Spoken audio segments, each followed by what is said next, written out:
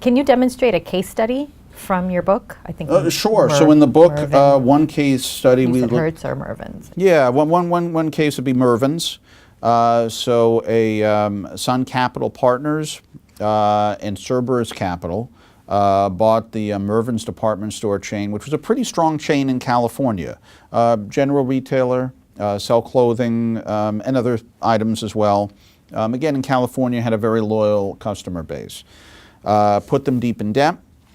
At the time, we're talking pre-Amazon, but Walmart's hurting them. Earnings start falling a little bit. They start cutting back on inventory. Well, you start cutting back on inventory, there's not as much in the stores. Sales keep falling. One thing Mervyn's did have is they owned a lot of their real estate. Some retailers, like Macy's here in New York, own a lot of their real estate. They do something called a sale leaseback. They cut the company from the real estate.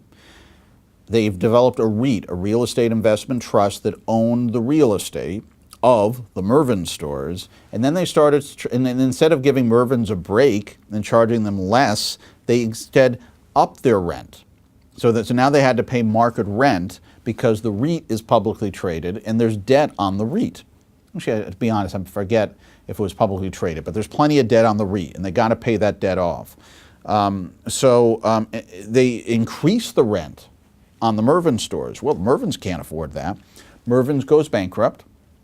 I believe it was more than 10,000 workers lose their jobs. It's a liquidation. Nobody buys it.